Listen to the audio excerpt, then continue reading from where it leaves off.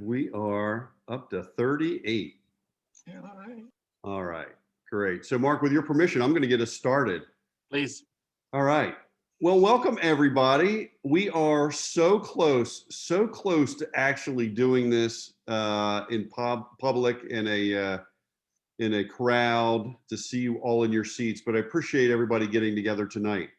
I love the fact that Mark, you and the staff have labeled this the party at the Grand, a big celebration, I don't. because we've got a lot to celebrate. I'm not going to be too long. I just really wanted to thank everybody for the work that has happened in what seems like a century. You know, it's really, as I've reflected over the last year and a half, it's really been interesting to see that for an organization that has literally had to shutter its business, it hadn't gone away. The Grand's gone away in no form or fashion. We have figured out how to program behind the scenes. We've figured out how to program out on the streets. We have figured out how to stay in touch with you, our constituents. You all have helped us along the way enormously. And for an organization that's had to shutter its doors for over a year and a half, it's with great enthusiasm that we say thank you, because you have given us a chance to rise from the ashes. So, Mark, without any further ado, I'm going to turn the floor over to you to fill in the details of why I'm in such a darn good mood for having a business that's been closed for over a year. Well, that is a good place to start, Brian. And thank you. And thank you all for being here. It's good to see your faces virtually. And I look forward to an opportunity that we can actually see you in person in one of the three venues of the Grand.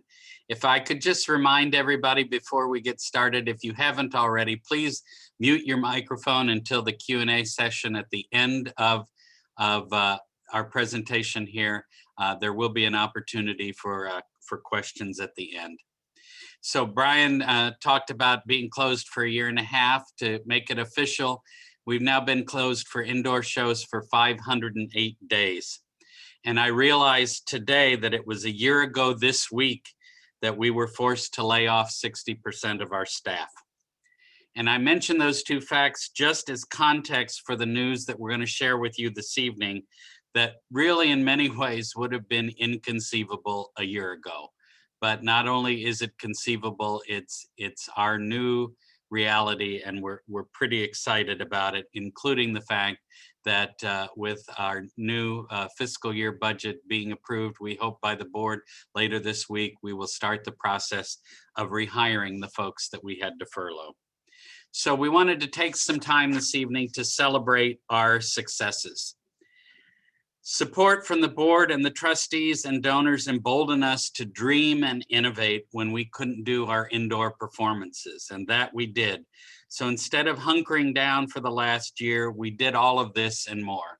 Concerts by car, summers in the park, the drive-in cinema, the light show, online learning with Stages of Discovery, our live streaming series Live at 818, and even this summer with summer lawn concerts.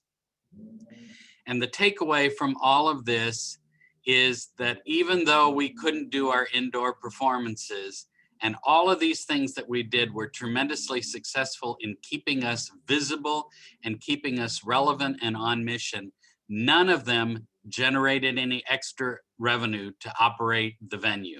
That all had to come from other sources, including most of you. So it's great that we did this programming. It's great that we were able to serve our mission, but nobody got rich on it. So where are we now? Well, we're ready to start indoor live shows again coming in September.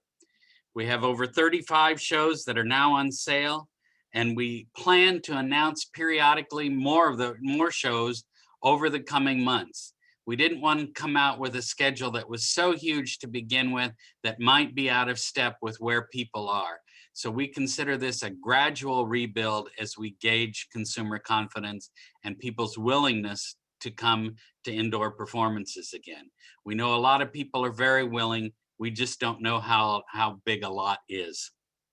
And so some of the things that we have coming up, some familiar faces like Straight No Chaser, we've and One Night in One Night of Queen, but we also have some folks that have not been with us before, including the Temptations and Storm Large, who has been here with Pink Martini, but is going to be here as a solo performer. And for those of you who are fans of America's Got Talent, Storm is one of the contestants in the current season. So a lot of things that we're excited about here, not just in music, but we have a full lineup of comedy. Some familiar faces again, like Lewis Black and Brian Regan, but Jane Lynch from TV's Glee is going to be with us with a comedy cabaret Christmas show.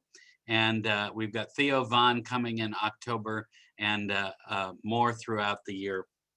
And family programming as well. We have magician Justin Willman, who's been very familiar to followers of the Ellen DeGeneres show and other TV talk shows. He does street magic that is really quite exceptional. Santa Saves Christmas and a return of our one of our favorites, Drumline Live. So a lot going on, but we're all very mindful, of course, that we are not out of this pandemic yet. There are still reasons for uncertainty, including the Delta variant of the coronavirus. So we are taking this approach of not long-term planning, but sprint planning in case we need to alter our plans again. But it is, we choose to operate with optimism here, and we're ready for a new season at the Grand. But that programming is not all that we've got going on. We've shared a little bit of our music and variety programming, but I'm happy to tell you that we will be making an announcement in the coming weeks of our Broadway in Wilmington series. I'm not ready to tell you titles and dates yet, although if you recognize the look of that picture, you probably have one good hint. But another show involves a lot of pie. There will be one pictured here that involves the Russian milkman, and one that will have you stepping lively, and we'll be announcing that sometime yet in August. And we'll talk a little bit more about the environment in which Broadway in Wilmington will be happening in just a few minutes. But for those of you who kind of pay attention to these things, there is a significance to the year 2021. It is the 150th anniversary of the original opening of the Grand. I won't make Brian say it, but the word is sesquicentennial, is the official term for 150th anniversary.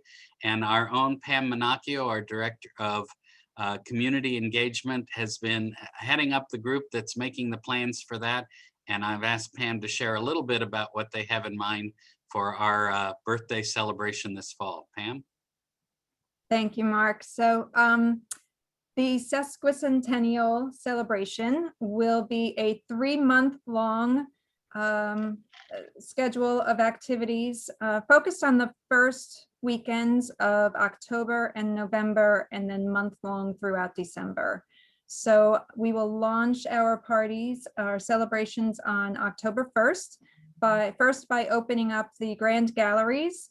Our 2 galleries, the Baby Grand and the Grand Gallery, will both have group exhibits, a 3-month-long group exhibit that highlights artists, local artists from Wilmington and the area, most of whom who have presented their own exhibits in these galleries in the past. And they're all brilliant artists, painters, illustrators, and photographers, the works. And like we said, they will be exhibiting as a group for those 3 months, starting October 1st and lasting through the end of December. That same night, October 1st, we will be reopening Studio One with our country line dancing event. So if you like to do that line dancing and come out to enjoy some dancing with your partners, come on out on Friday, October 1st. Saturday, October 2nd, we're going to have a street festival for families, family-friendly activities for kids and adults alike. We'll have Bubble Palooza out on Market Street, and then a show inside on the stage. And this will also be sensory friendly. so that children of all abilities can enjoy. And we do plan to have our American Sign Language interpreters as well. So this is all inclusive for all abilities. And we will also plan to open for building tours throughout that weekend. And then the first weekend in November, we'll do a similar schedule with more art loop activities on the Friday night, another dance, but this time will be salsa. So we'll have our go back to our Grand Ballet events on November 5th. And on Sunday, the 7th, we're planning a movie festival. So it will be a full day of a variety of different genres of movies. So if you used to come to the Grand when it was a movie theater back in the day, and you want to come back with your children and grandchildren, or, you know, it's again a multi-generational event with different types of movies that should be able to satisfy everybody. And we'll also feature some of the short movies that had the Grand idea and the Pioneers tributes that talked about how the Grand was restored back in throughout the 1970s. Again, the History Hall, the building tours will be open, and I neglected to say the History Hallway will be revealed during these weekends. We are working right now with a committee of volunteers who are talking about the new design and the information that will go up on the panels. Just to give it a new look, a refreshed, some information up there, and bring it up to date with more current activities and programming. When we move into December, again, the first weekend will open with some great celebration activities around the Grand Gala, and I will let Kate talk about that some more. Then December 22nd is our birthday celebration. So look for an invitation to our 150th birthday party. And then there's another celebration at the end of the month, which will be talked about in just a moment. So that is the extent of our 150th celebration. I want to thank all the volunteers who have signed up for different committees. Right now, we've been focusing mostly on the History Hallway, but we will get the other events up and running within the next few weeks. So that's it. Great. Thank you, Thanks. Pam. And Kate, she kind of set you up. So why don't you talk briefly about what we can't talk about yet about the Grand Gala? I was going to say, I'm going to speak very briefly, and I'm going to tell you that the Grand Gala this year is back, and it's going to be held on Saturday, December 4th. And that's pretty much all I'm going to tell you. I'm going to put a little teaser up there and tell you that we are planning some exciting things. There'll be some new twists. It will not be the gala of 2019, but it will be the gala of 2021. And I guarantee fun and high energy. Great. Thanks, Kate. And as if that weren't enough, we also are proud to announce an exciting new collaboration that we're doing as part of our reopening with the Delaware Symphony Orchestra and Opera Delaware. We're going to do, for the first time in a long time, a New Year's Eve concert here at the Grand. It'll be a collaboration between all three of our organizations. We'll feature the talents of the Delaware Symphony under the leadership of Maestro David Amato, singers from Opera Delaware, and a special Tony Award-winning guest singer-artist that will be performing.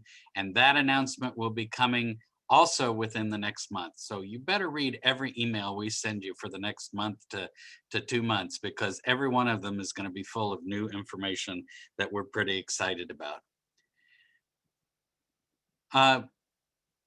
Tickets are now on sale for the Music and Variety series. There will be a period of time for VIPs, and everyone on this meeting call is a VIP to purchase pre-sale tickets for the Broadway and Wilmington series and for the New Year's Eve concert.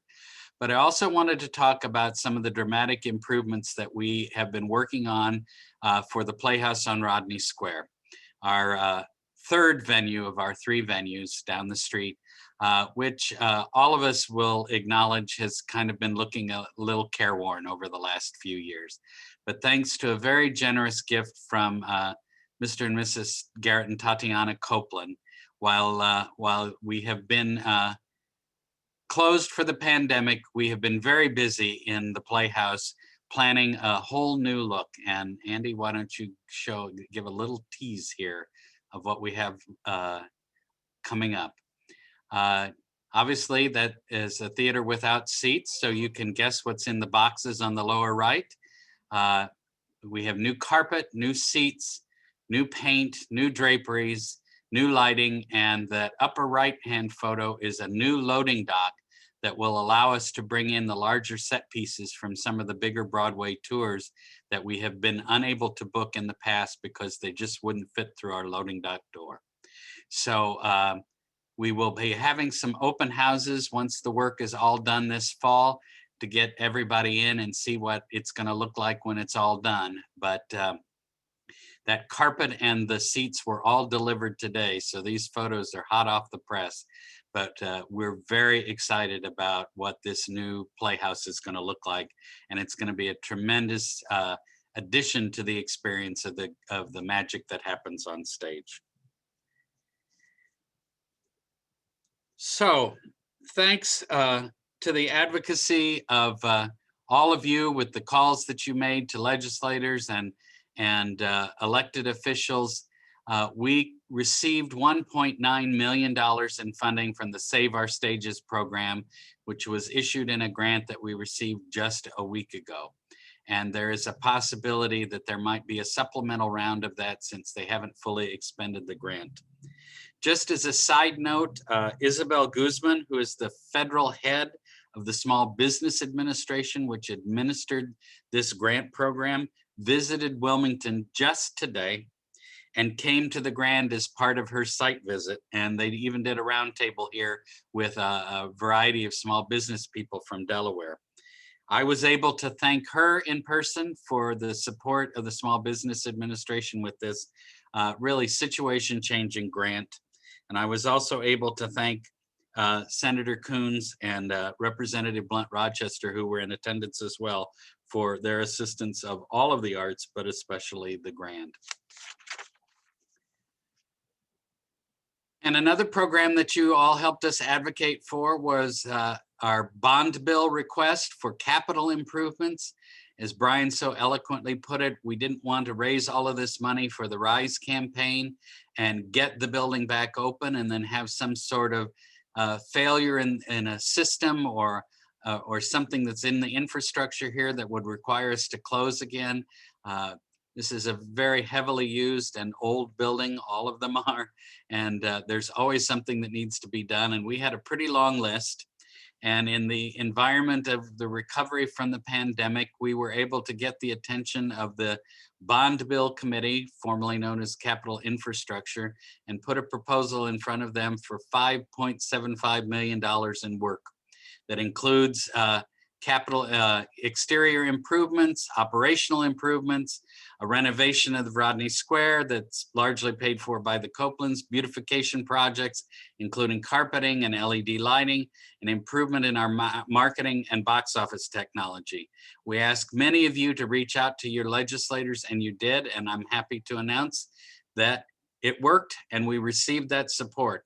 All $5.75 million of it, which we will be using over the coming year to 18 months to do a lot of work here in the Grand and in the Baby Grand to bring them up to the same exciting place that we have the Playhouse. So a lot of that work will be showing up in bits and pieces, and then a lot of it will be happening next summer, but we're very excited to be putting this kind of investment into our spaces. And as Brian made the argument to the legislature, even though the state does not own these properties, they really are operated by us as a public trust.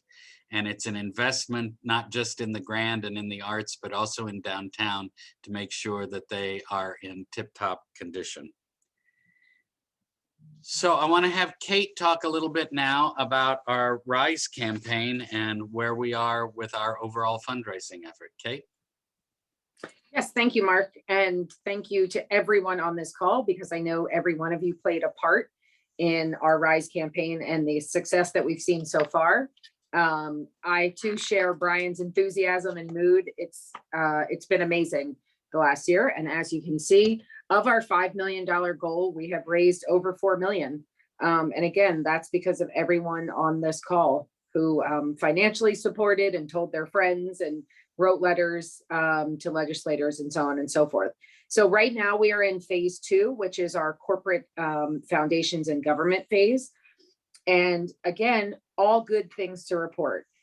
We have started with the corporations that are represented on our corporate board.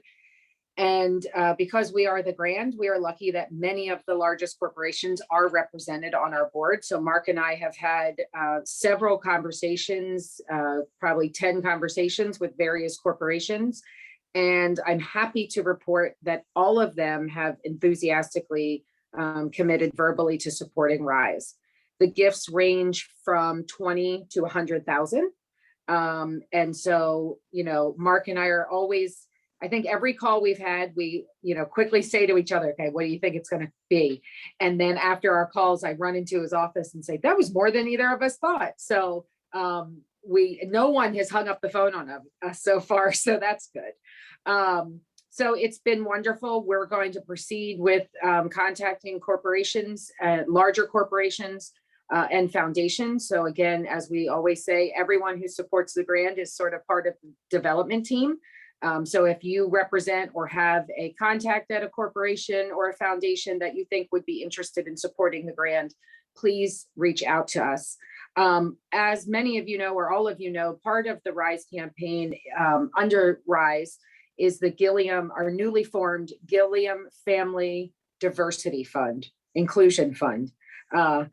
And we are very, very happy. We have a list of things that is going to do, and that fund will continue long past the RISE. You know, diversity has always been a part of the fabric of the Grand, and this is just making it a bigger part. And we've seen some great support so far. Again, that was started with a initial donation from the Gilliam family of $50,000. And DuPont quickly matched that. And so many corporations have said, yes, we will support the RISE campaign, and we will also further support the Gilliam Diversity Initiative. And so it's very exciting, lots of big change happening. One of the things as part of the Gilliam Fund that we are very excited about, I'm going to let Mark tell you.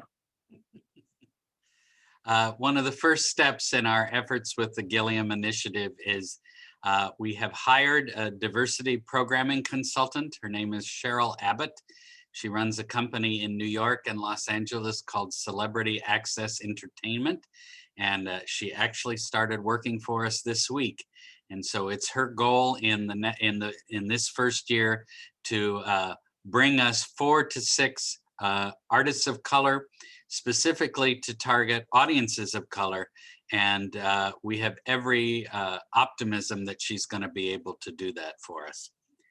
I think we need to go to the next slide, Andy, because we do want to celebrate this too as a part of the campaign, because it's really laid an exceptional groundwork for us to go forward and go out into the community to corporations and foundations and government, because we completed phase 1 with 100% support from our board, trustees, staff, and we're very close to 100% on our show core as well. So we're and it's really funders, organized funders expect and look for 100% board support, but to be able to offer these additional, including the staff, is really just icing on the cake when we're making our argument in the community. But if you're doing math at home, we've raised $4 million of a $5 million goal, which means we have $1 million left to raise in our campaign. But I also want to make the point that just fixes the problems of the last year and a half. That brings us back to roughly January of 2020, makes us whole after the pandemic. But we want to dream bigger. And so once we hit that $5 million goal, which we have every confidence that we're going to do before the end of this calendar year, we're talking now about evolving to a Rise Higher phase, which would be an investment in the future of the Grand, as we not just restore the service that we provide to the community, that we expand it. And we're looking to do that in 4 primary ways. The first of that is to expand our community impact, to do more of the programs that we do and to do them better and to reach more of our community with those programs when we do them. The second of those is improving the patron experience. We want to make sure when people come to the Grand that they're not just enjoying what they're seeing on the stage, but they're also enjoying every part of the experience here at the Grand. Some of the capital improvements that we'll be working on in the next year and a half will allow us to do that. But we're also thinking of other ways that we can just enrich the experience of coming to a Grand performance. Next, we want to invest in our human assets. We've talked a lot in the program this evening about the physical assets that we're investing in, our theaters and our infrastructure, but we also want to invest in our human assets and make sure that we get our staff back, we get them whole, we get them appreciated, we provide some experiences of professional development and acknowledgement that will make them feel valuable here. And it's an important footnote that I want to put on this moment, that in the 18 months of this pandemic, or 16 months of this pandemic, of the staff that was not furloughed, we have not lost a single one. No one has moved on to another position with another organization or left the business or anything like that. And of the folks who have been furloughed, it's our understanding that virtually all of them are waiting for the opportunity to come back to the Grand. And that speaks volumes of what this organization means, not just to the people who support it and the people who patronize it, but also the people who work here. And we're very pleased with that. And then the last piece of our Rise Higher phase of this campaign will be preserving Delaware's treasured theaters. And the capital infrastructure will help us do that, but we also want to make sure that we're set up that we can deal with problems as they occur and not wait till something breaks to try to go find the money to do something about it. So these are our aspirations and our opportunity to dream bigger, so that when we hit the $5 million campaign, we can continue to invest in the future of the Grand like we have in its present. So I need to pause for a breath right now. I think this is an excellent opportunity to give Brian, as our chairman, an opportunity to respond to what he's heard here. Thanks, Mark. I'll tell you, we talk an awful lot, whether you or I, or you let me sit in with the staff. And tonight I learned more, I got more enthused, and I have to tell you, in reflection, this is great stuff. The position that we're in doesn't happen by accident. You know, I was thinking about the program that Kate's working on, our 150th anniversary, and it feels like a rebirth. The energy through this trauma that we've gone through, I think we've got a really interesting opportunity for a rebirth of the institution, a rebirth of the art form, a rebirth of the community around us. And when I think back about why we exist in the very first place, I think back to 150 years ago. Back in 1871, members of the community decided that this art form was important and that Wilmington as a community was important. So they raised a gazillion dollars. They raised $100,000 to build something called the Grand. And I don't know what they were thinking at the time, so I don't want to pretend that I can get into their heads, but I can't imagine that they realized the impact that they were going to have 150 years later. That a building with a stage, and it didn't even have speakers at the time, a building with a stage could galvanize a community the way that it has.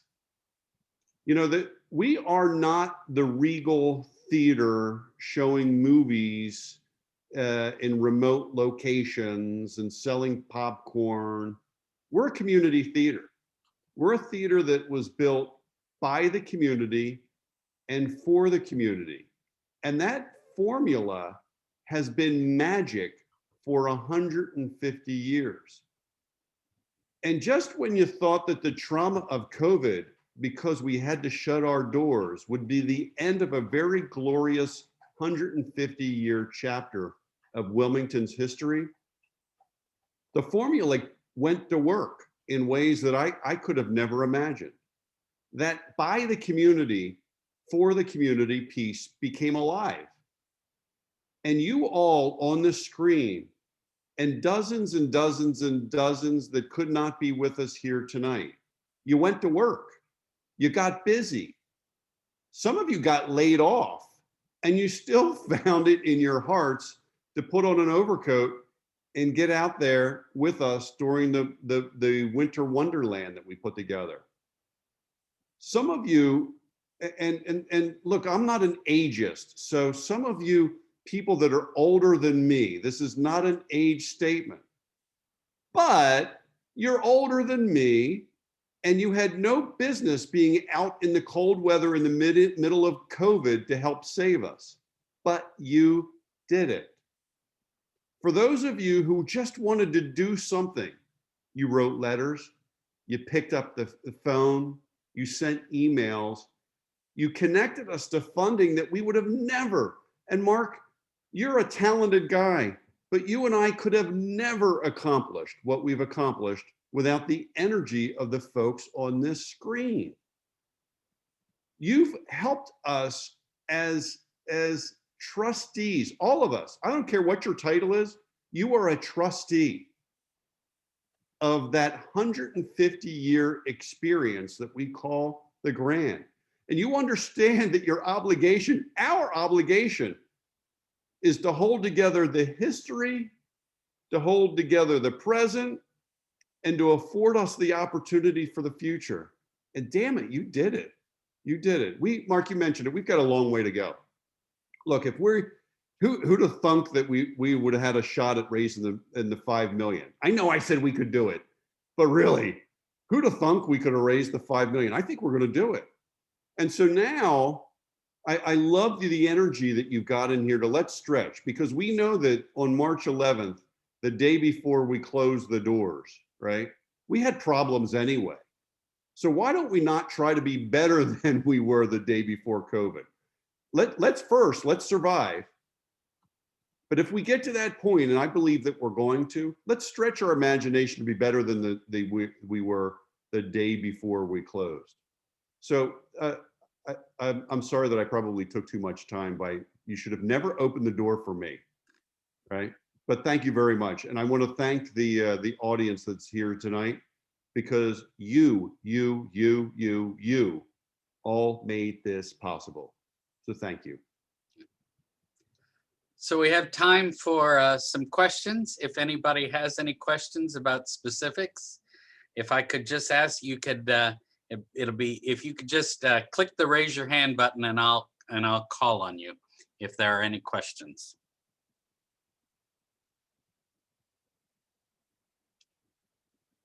We've stunned them into silence, Brian. There's no way. So, oh, there's a hand. Charisse, go ahead.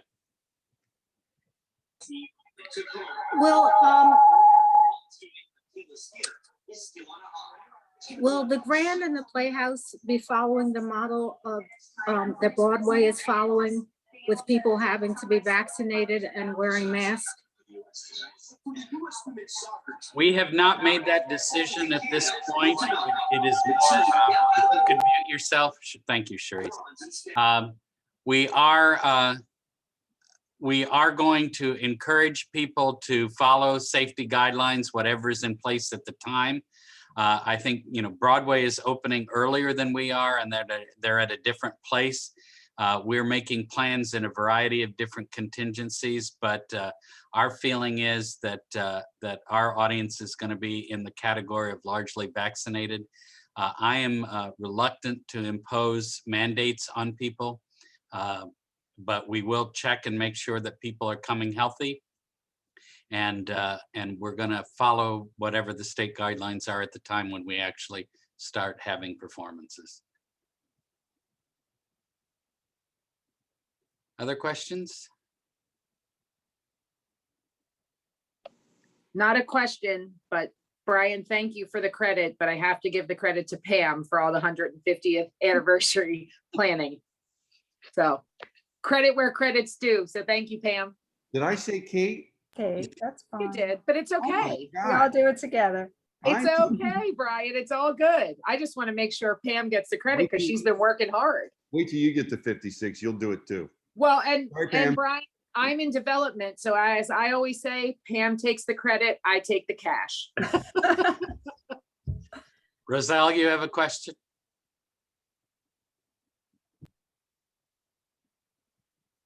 Unmute yourself and go ahead.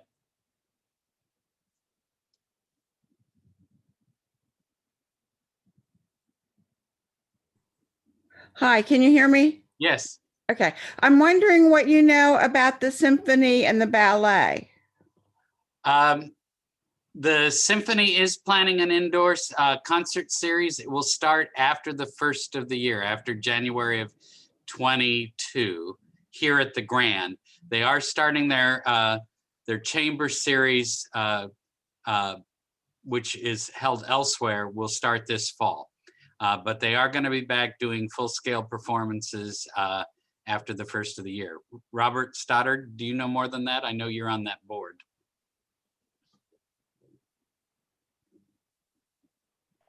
Yes, Mark. We'll start our chamber series at the DuPont Country Club, one a month, October, November, December. And then our classic series will be one a month from January through May at the Grand on Friday nights. Okay, that sounds great. How about the ballet? Does anybody know about the ballet? The ballet is planning on resuming performances this season. I believe their first one will be the Nutcracker in December. The one other thing I just want to note about DSO, though, since you asked the question, the first time that DSO will perform live indoors at a live concert in the Grand in almost 2 years will be the New Year's Eve New Year's concert Eve, with us yeah. on December the 31st. And then I just have one more comment about inclusivity. And you said you hired someone, and I'm sure they'll do a fabulous job. And I also noticed, just, you know, you went through the you showed some of the performances that are already scheduled, and some of those did appear to me to be performances that would attract, you know, across cultures, which I thought was excellent. And in planning these things, I think it is important to have performances that are specific to specific cultures, but I also really appreciate the ones that bring different cultures together. Thank you for that observation. That's our goal. Mark, could I just add a bit about the symphony? It's true that the January concert and the New Year's Eve concert will be the first time the symphony will have performed in the Grand with a live audience in 2 years. But the symphony has been performing on the Grand stage, recording digital concerts all this year, again starting in January. So we have been the symphony has been playing in the Grand, but we just didn't have a live audience. Good point. Thank you, Bob. I was trying to shave that to make it sound good, but you called me out. That's fine. Any other questions or comments? Well, I think we're close to the end of our time together. So I want to thank you all again for being with us this evening. I want to thank you for being with us since March of 2020, as we all face this very unique challenge in our history together. It has meant everything to the staff to have the support of the board and the trustees and the show corps and a larger community of arts lovers and Grand lovers at our backs. It gave us the confidence and and the support that we needed to be creative and to innovate and to continue to serve our mission. And so thank you for that. We look forward to seeing all of you very soon in person at a performance or an event at the Grand. We will continue to keep you informed. And as I told you earlier today, don't let any email from the Grand go unopened in the next couple of months, because we have all sorts of detailed announcements that we're making about other things that are coming up that you will want to know about and that we hope you will want to be a part of. So thank you for your support. Have a wonderful evening, and we hope to see you soon. Be well.